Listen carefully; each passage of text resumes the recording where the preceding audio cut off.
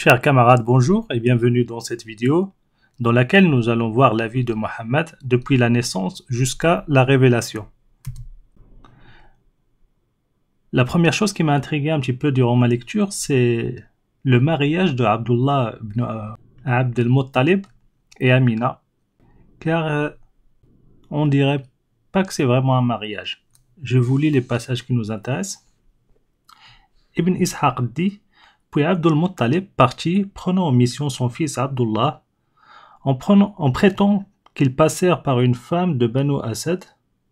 Elle était auprès de la Kaaba. Elle dit, quand elle regarda son visage: Où vas-tu, ô Abdullah? Il répondit: Avec mon père. Elle dit: Couche avec moi maintenant, et tu auras autant de chameaux que ceux qui ont été égorgés en sacrifice pour toi. Il répondit: Je suis avec mon père, je ne peux pas lui désobéir ni le quitter. Abd al-Muttalib partit avec lui et arrivèrent chez Wahb ibn Abd Manaf. Wahb maria sa fille Amina bint Wahb à Abdullah. On prétend que Abdullah coucha avec Amina tout de suite après son mariage avec elle, et elle conçut l'envoyé d'Allah. Puis il sortit de chez elle et alla à la femme qui s'était offerte à lui auparavant. Il lui dit: Pourquoi tu ne m'offres pas aujourd'hui ce que tu m'as offert hier? Elle répondit: La lumière qui était avec toi hier t'a quitté, c'est pourquoi je n'ai plus besoin de toi aujourd'hui.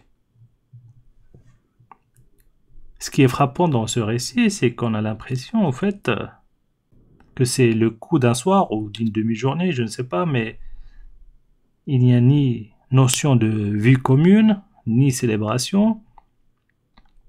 Du coup, je me pose la question, est-ce vraiment un mariage? Et le second récit, il est encore plus troublant, j'ai envie de dire.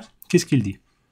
Ibn Ishaq dit: Mon père Ishaq Ibn Yasa m'a dit qu'on lui avait dit que Abdullah était entré chez une femme qui habitait à côté de Amina bint Wahab. Il venait de travailler une boue dont les traces étaient sur lui. Il l'invita à coucher avec lui, mais elle tarda à cause de ce qu'elle avait vu sur lui de traces de boue. Il sortit de chez elle, se lava et lava les traces de boue sur lui. Puis il sortit dans l'intention d'aller à Amina. Il passa en chemin par la dite femme, qui l'invita à coucher avec elle, mais il refusa et se dirigea vers Amina, entra chez elle et coucha avec elle. Elle, Amina, conçut Mohammed. Puis il passa par l'autre femme et lui dit: Veux-tu faire l'amour? Elle répondit: Non, tu étais passé par moi ayant entre tes yeux une tache blanche. Je t'ai invité mais tu as refusé. Tu es entré chez Amina et celle-ci l'a emporté. Là, on a l'impression que c'est une passe en fait. Il passe à côté de la première femme. Bon, elle est un peu hésitante.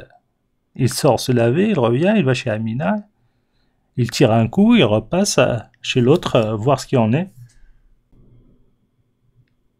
En tout cas, en lisant ces récits, on n'a pas le sentiment que c'est un vrai couple et qu'il y a une notion de vie commune entre les deux.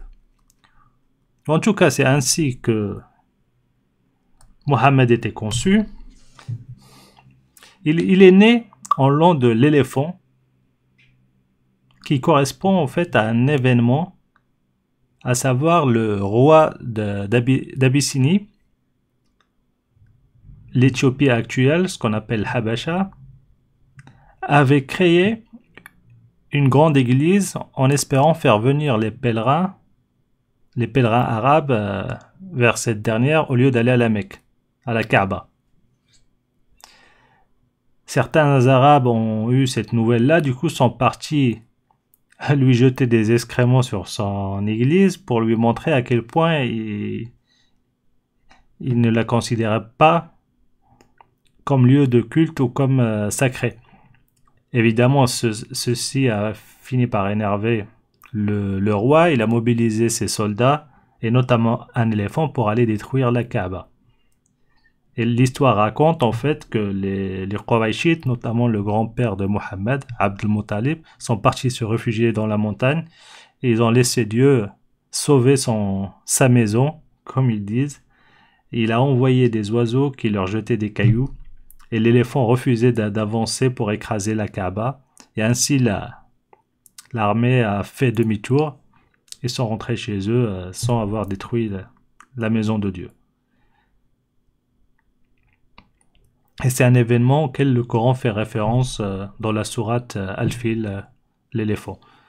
Bon, en tout cas, Ibn Ishaq ne donne pas une année exacte pour la naissance, il parle de l'an de l'éléphant, mais l'année admise, c'est 570. Son père, du coup, Abdullah, est décédé bien avant sa naissance, donc il n'a pas connu son père. Quand il était bébé, il était confié à une nourrice qui s'appelle Halima. Il est resté 2 ans chez elle. À 6 ans, il va connaître une nouvelle tragédie. Le décès de sa mère va avoir lieu sous ses yeux à l'âge de 6 ans, lors du retour d'une visite de famille chez ses frères, les oncles de Mohammed en l'occurrence. Du coup, c'est son grand-père Abdul Muttalib qui va le prendre en charge et s'occuper de lui jusqu'à son décès, lorsque Mohammed avait 8 ans. Et à partir de là, c'est son oncle Abu Talib qui va le prendre en charge dans sa famille, suite à la demande du grand-père avant son décès. Et les faits marquants à l'âge adulte, la première chose, il va participer à une caravane commerciale de son oncle Abu Talib vers la Syrie à l'âge de 12 ans. Il va aussi participer à une guerre avec ses oncles qui s'appelle la guerre d'Al-Fija. Pour l'histoire, cette guerre a eu lieu entre deux clans, Quraysh et Kinana, contre une tribu qui s'appelle Qais et Hawazin.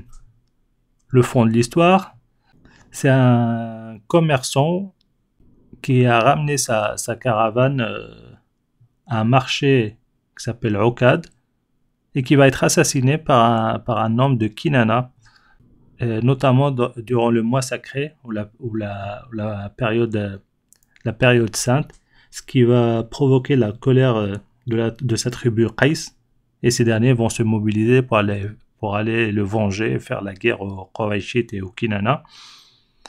Cette guerre était assez féroce et elle a duré quelques années parce qu'il faisait la guerre durant les mois où il pouvait se permettre et éviter de faire la guerre durant les mois sacrés. La fin de l'histoire, c'est que Quraysh avait gagné avec Kinana et Mohammed avait participé en aidant ses oncles en leur donnant des flèches.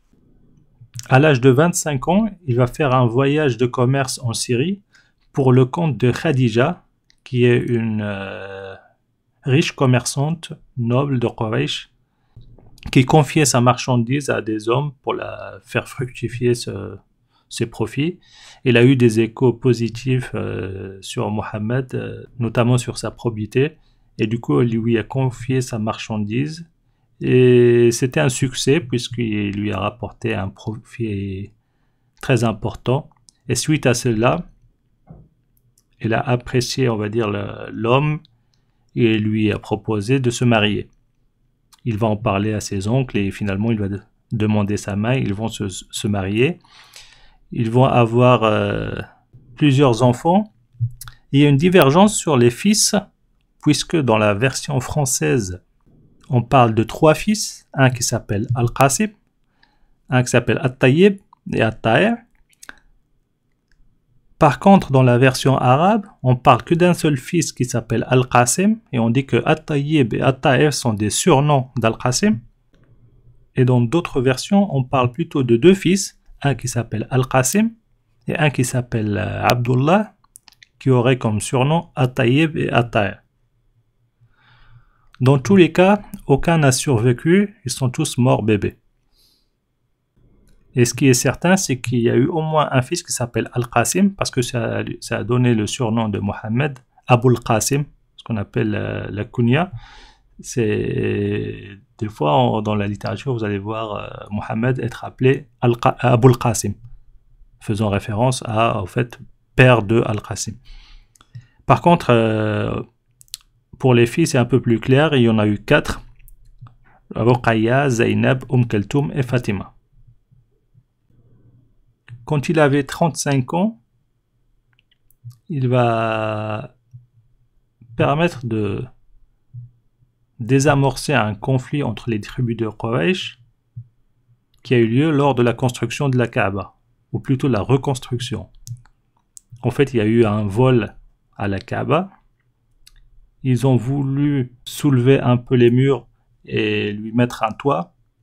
Et au final, ils vont décider en fait de la démolir et de la reconstruire. C'est ce qu'ils vont faire. Chaque tribu va construire une partie jusqu'à arriver à la pierre noire, c'est la pierre sacrée.